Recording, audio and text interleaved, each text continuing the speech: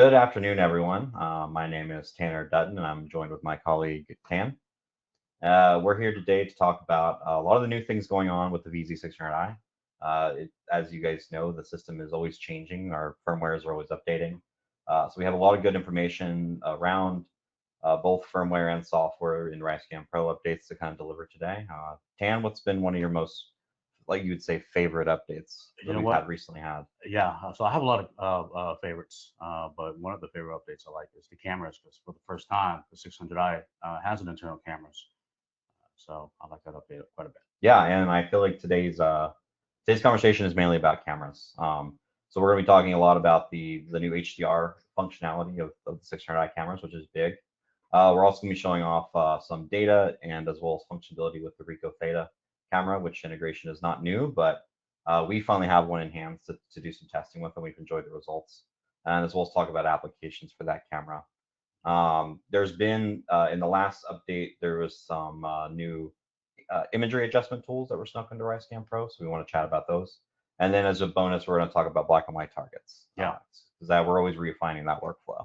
Absolutely. And also for the first time, we are making use of black and white targets. And the accuracy and precision that we've tested both on different projects separately has been amazing. Yeah. So very impressed with the results. Absolutely.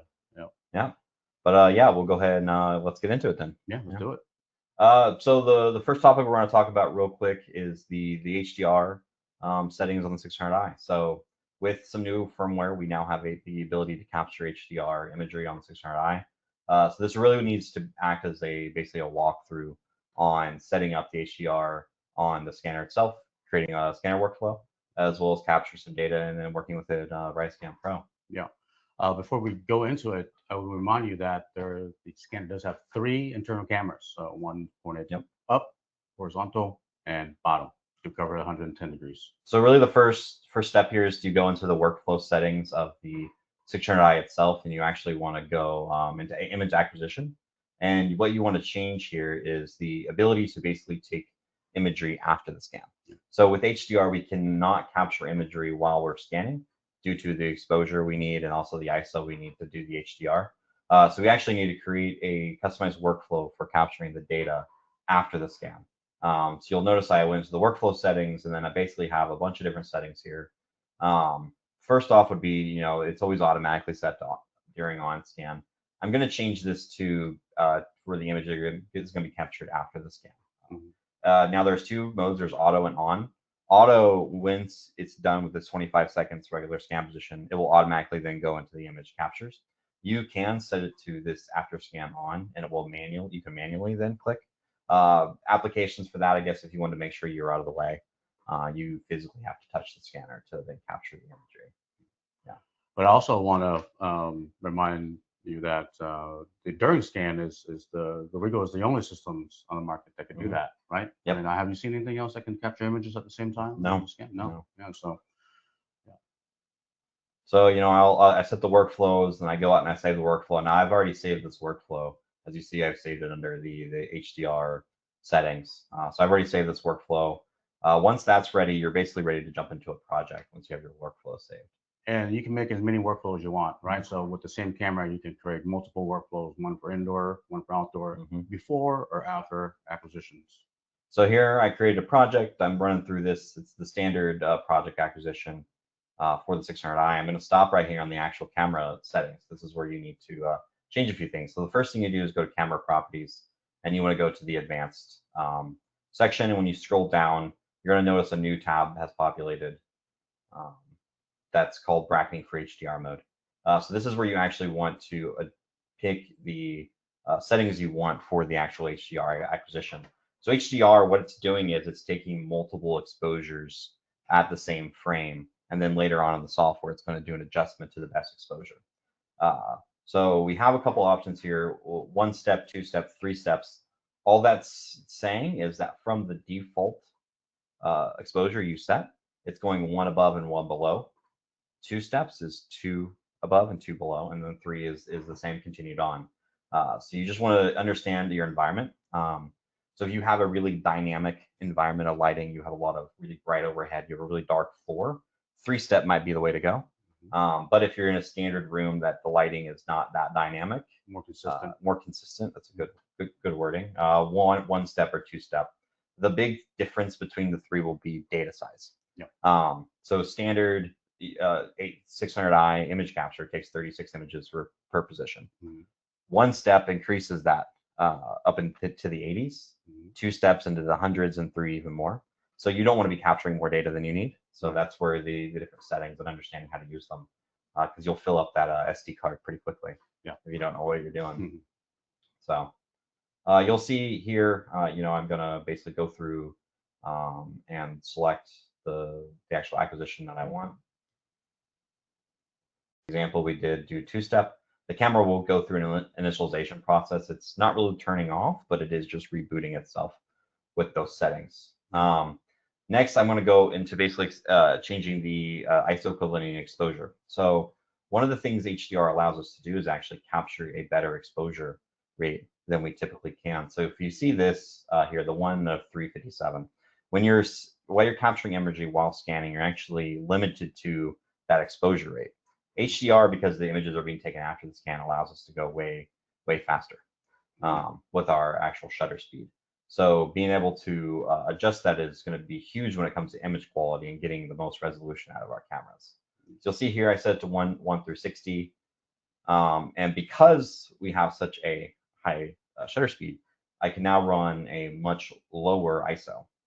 And as you know, when you run really high ISO, your images get really grainy. So running this ISO as low as possible for the cameras is really important to get basically the best quality out of them. Can I correct you on one thing? Yeah, go ahead. So 1/60 means it's very slow. So Okay. 1/60 per second. Okay. Yeah. So with the HDR, it taking images afterwards allows you to slow down the shutter speed to let in more light. And Gotcha. Yeah. So and which is advantageous for the scanner, right? So then you can reduce the ISO to make a sharper image. So if this looks, this little image preview here is actually newer to this version of the 600i. So it used to individually take frames. Now it's like a video recording that live feeds you what the imagery looks like. So you can live check to make sure that the camera images look good, and that frame right there looks rather nice. Yep. So we'll just, like I said, start the project like normal, and we'll get a quick little example here. It's going to go through basically the process of it scanning and then how it takes the images. Now this scan resolution is what, 6 millimeter at 10 meter range? Yep. So it's 25 seconds for the actual data acquisition. Yep. And then you'll see this is the menu it goes through for collecting the imagery. Of course, this is a recording, and I've sped up the process a little bit. And how long would this take in real time? About 90 seconds. Okay. Yeah, per position. So still rather quick. Yeah. So this is what the actual scanner looks like while it's taking those images. So just to be reminder that although you see the 360 camera on top, you can switch between each camera at any given time. Even on a project, you can switch. Yep. So that's just what the scanner looked like, and you'll see it says 36 images captured. It actually took way more. It just shows the default exposure on the scanner, and then later in RiSCAN Pro, you'll see the expanded exposures.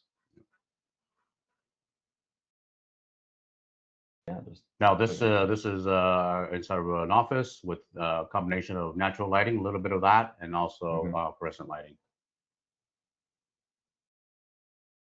So this is just us jumping into RiSCAN Pro. So I took that project I just collected. I actually had 3 different positions because I did 1 step, 2 step, 3 step. And you'll see here now that we dig into these images, you'll see this is one image at an exposure, kind of dark.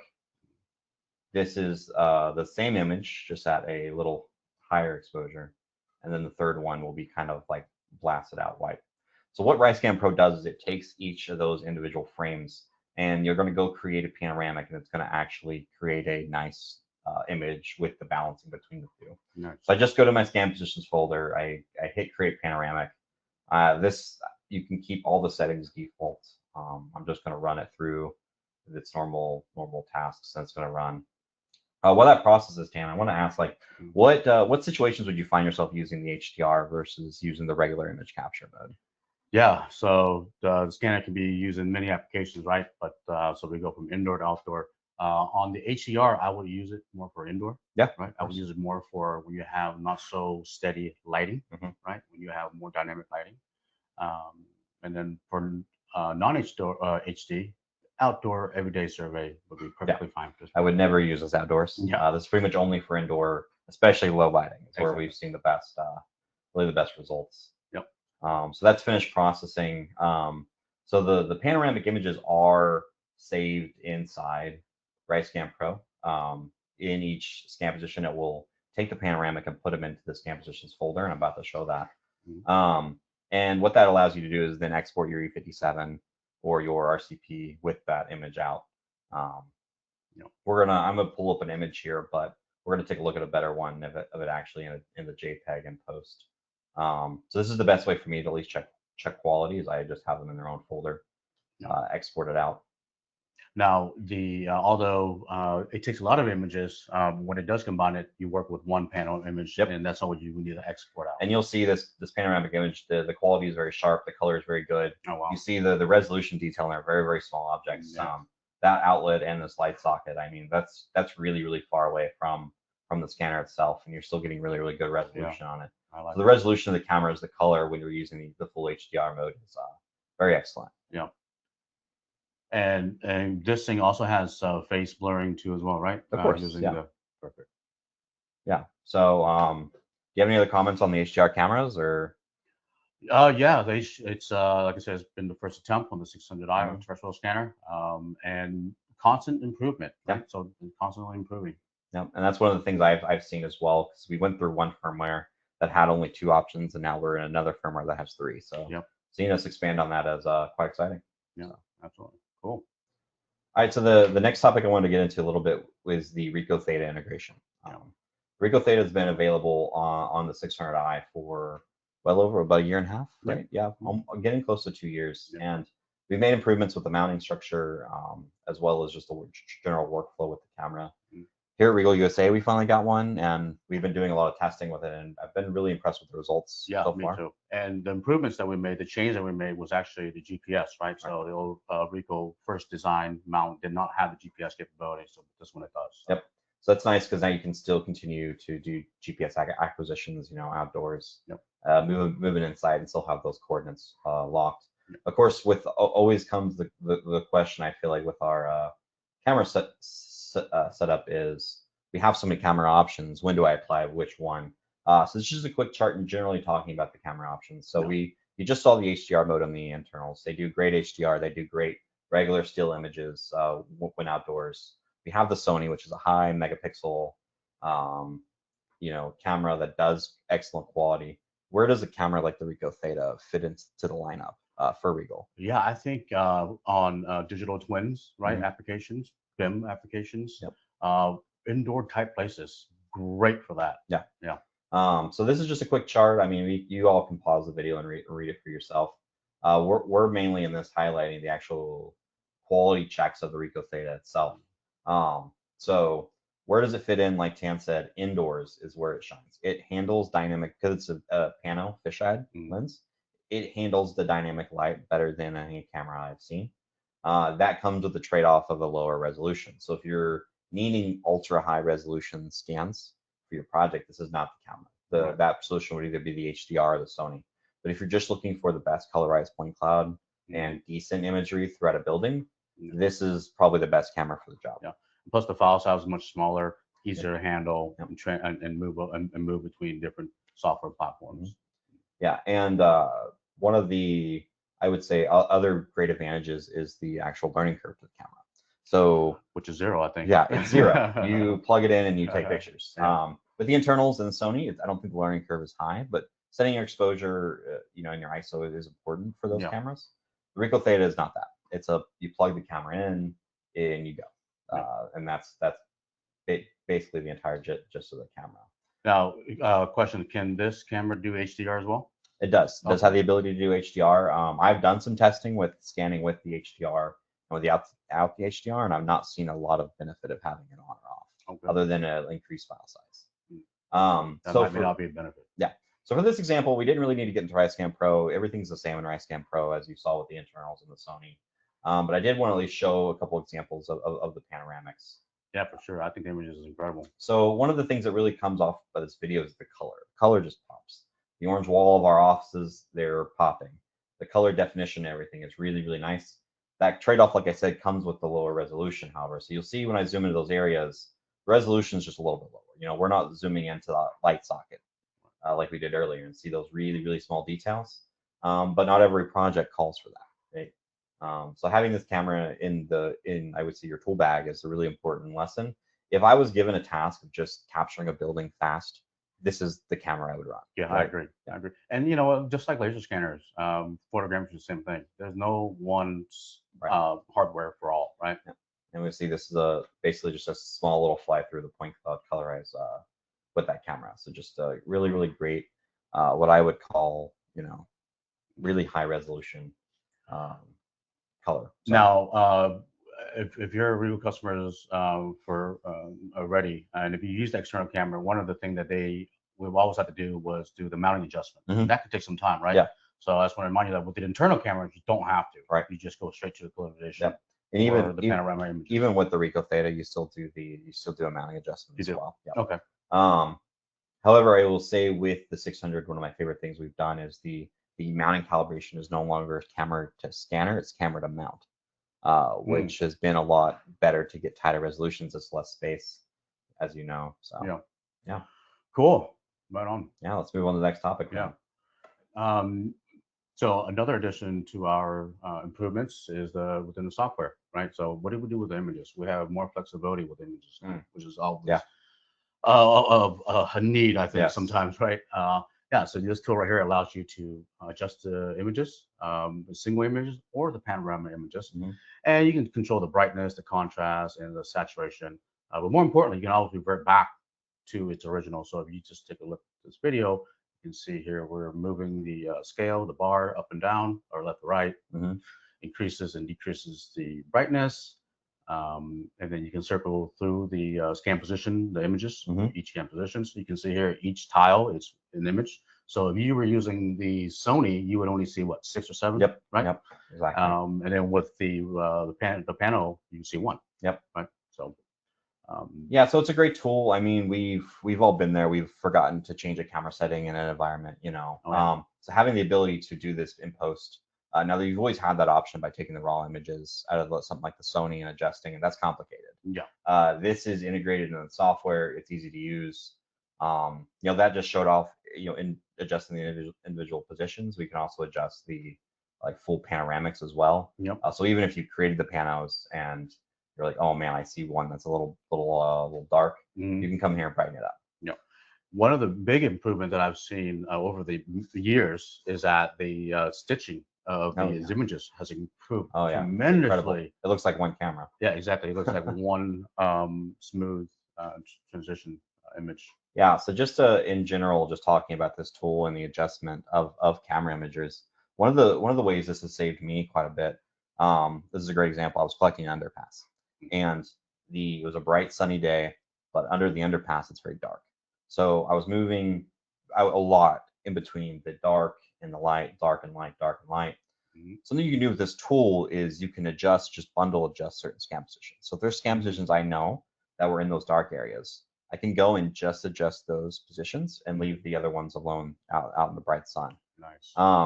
I guess another word of tip from experience, of course, you can always brighten an image. You cannot take an overexposed image and shoot it down. So when I'm collecting and I'm setting up my cameras, I'm setting them up in a way that I know maybe they're a little underexposed and or perfect, so that I'm never dealing with overexposed imagery and trying to deal with too much light. Yeah. I can always take a darker image and brighten it. Yeah. So and that's a great tip. And I do have another one too as well. I've always noticed that on the scan itself, it always looks a little bit darker. Yeah. Versus when you were to look at an individual image on a computer, right? Right. So don't worry about on the scan itself making sure it was very, very bright. Because then it's very overexposed and blown out. Yeah, and we didn't show it in this, but now I'm thinking we maybe should have. There's actually a new setting on the recent firmware of the 600i that will actually highlight areas of overexposure. Oh, really? Yeah. So it's new coming into a new firmware. You actually click a button and on your still image, it will show you areas that have overexposure. Yep. So you just adjust the cameras until there's none of those areas of overexposure, and then yeah, you'll basically be ready to then set up to use this tool. It's very easy to use. Just like I said, right click on the scan positions and edit your imagery. Yep. And another tool in here that I saw is that the automatic white balance adjustment. Yeah. Right. Yep. Yeah. I forgot about talk about that. Yeah. So you just go to any image, you just right click on it, and you get an option to auto white balance adjust. Nice. Good tip. Yeah. So, and the last thing we want to cover today is the making use of black and white targets. This is also the first time for us too as well. Before we go in, of course, we've had to test it and everything, right? I've done some testing myself independently from Tanner's testing. Right. And your results were perfect. Pretty close. I think. Scary perfect. Yeah. So these black and white targets, they can be, they're actually on your computer. If you have RiSCAN Pro, you just go to the path here and you can find them. And the cool thing about this is that it's not a standard to one type of size. So in fact, you can print it on paper. I've used it on paper, or you print it on, mount it on cardboard. But you can do whatever size you want. And as long as you know the size, you can just make a target type and model in RiSCAN Pro, and then you can make use of it. I've even used targets that were already existing facilities, not linked to any RIEGL stuff, and the extraction was just as good as working with our own target types. So the last two targets you saw, and also on this image right here, is the pie, right? So we call it the pie, but we also use checkerboards. And here, a couple of things, right? So we want to make sure that you understand that the target extraction is actually done from the point cloud, which is different from a lot of our competitors that do it from the image, right? So from the point cloud, we put a center point right in the center of the data, not just the image, right?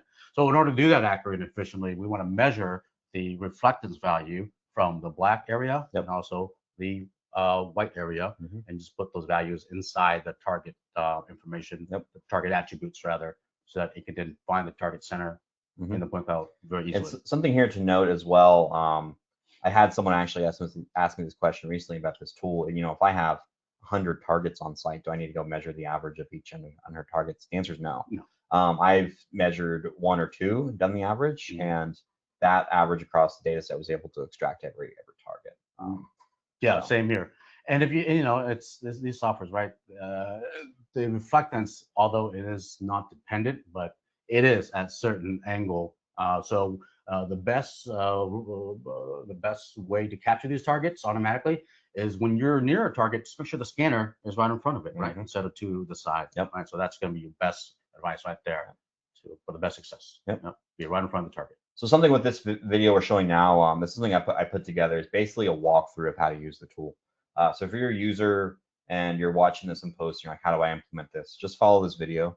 It's basically acting as a guide on basically how to set it up, how to do it outside of just a regular manual. So you'll see here, I'm finding the average of the black area. I'm finding the average of the white area. I'm going to write those numbers down, and then I'm going to continue on with the workflow. So. And this is defining the targets, right? The target attributes. So you'll see here under reflectors on RiSCAN Pro, you just go to checkerboard. You can make your own target as well. I already had one set up, so I just used it. You can name it, you put your size in there, and then those reflectance values, I basically just copy and paste what I had. And then it's pretty simple. It's just going to scans and then going down and letting it run and find them. So while that runs, what's the advantage of using a checkerboard over like a traditional target? Yeah, so good question. So with a checkerboard or black and white pie type, you don't have to fine scan it. As long as the data passes through the target, it puts enough line on it, the software then can detect it automatically. So it's much more efficient. Way more efficient. And also less hardware to carry around. Right. Of course. Yeah. You go from having a guy with a rod running around and someone scanning to one person. And I also want to emphasize that our workflow does not require for the targets to be surveyed in advance. Right. So for example, if you had a project where you need to capture the data immediately because due to time frame, you can just put these targets around, scan it, and then come back, bring a crew in to survey it in later on. Which is huge for efficiency. My only really complaint is the 600i workflow is already so fast, and now you're making it more efficient. I know, right? I'm just gonna be spending too much time in the office. So something I always check once the tools ran, I do check the quality. So we do get a quality report of every single target that was scanned. So these are all very, very high, and we can see in the data what that it's kind of cool. It kind of overlays a little model of the target up over. So I like to check the center point. From there, the workflow is the same. It's MSA2. It's bringing in your control. It auto links. And then this is just a look at the point cloud, of course, tied down in post. Like you said, you've been seeing what we would say is really, really good accuracy. Oh, it's the best I've seen in 16 years registering data. Right. Terrestrial data. Yeah. So, millimeters. So I had the same, and I think it's error rate, right? You don't have a rod that could be at a level. You don't have wind that could be pushing it. I feel like there's so many more benefits that we're probably not even thinking of right now. But the accuracy seems to be a lot better. The speed seems to be better. So if you're not using this, definitely look into it. And, it's no brainer. And don't forget, these targets will be vertical. And so you did yours. I noticed that on that last. Yeah, they were all vertical. Right. I did mine on horizontal. Yeah. So I put mine on the ground. And as a test project, all I did was just print it out on a piece of paper, measure the triangle, the rectangle, the square, sorry. And then I just put a little dimple with a little pin. So there's a little hole there. So I can place it right over the survey monument. That's smart. Yeah. That's just for testing. And I actually had to do it twice because I couldn't believe the deltas I got. I was like, well, it can't be that good. So always remain skeptical, right? Yeah, absolutely. Yeah. So, yeah, that was good. I think we cover what we want to talk about. Yeah. So that's kind of it for us today. We're going to be live for a Q&A after this. Yeah. If you have questions, we definitely prefer you to drop them in the chat. We'll answer them right away. But also, if there's something we didn't cover, we want to hear about it as well. And please, we're going to have another one in a couple of months. It's going to be way more interesting stuff. Some new stuff on the horizon. Software. Super excited about it. Super excited. Yeah. So.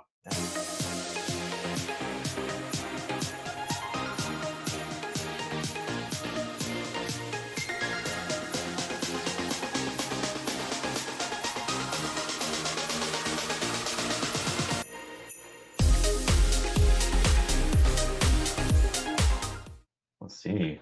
Thanks everyone for sticking around for the webinar. I hope you all enjoyed it and found it very informational. So we do have a couple questions in the chat.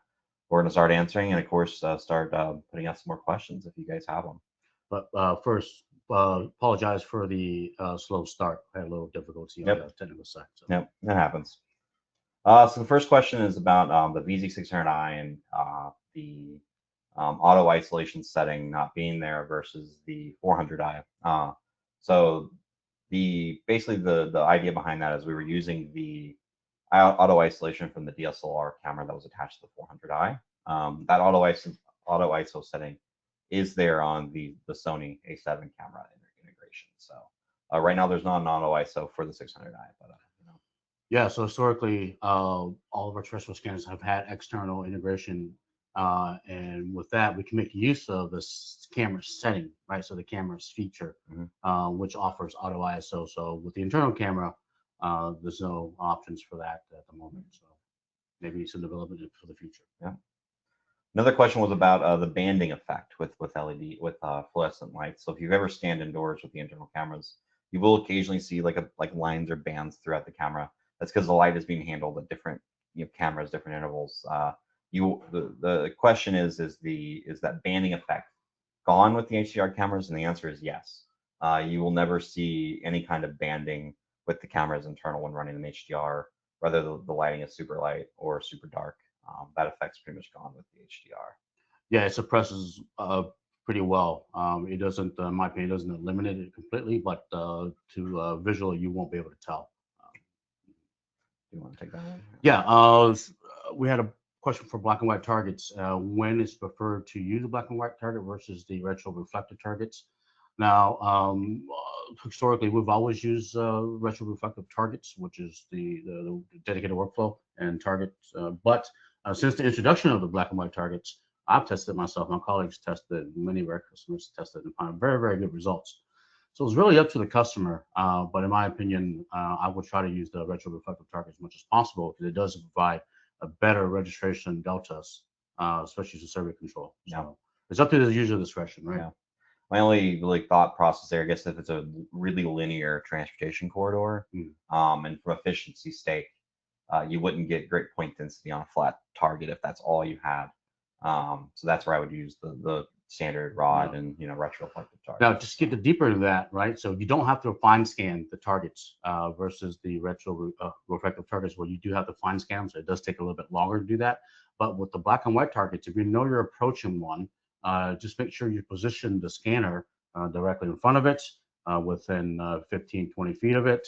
And yeah, make sure the data the scanner passes through the target. It should be good enough. We have a question here about getting the bubble view with recap files from the 600i. Since last year's release of RiSCAN Pro, you have been able to do an RCP file with bubble view. So it's been in the software for a bit.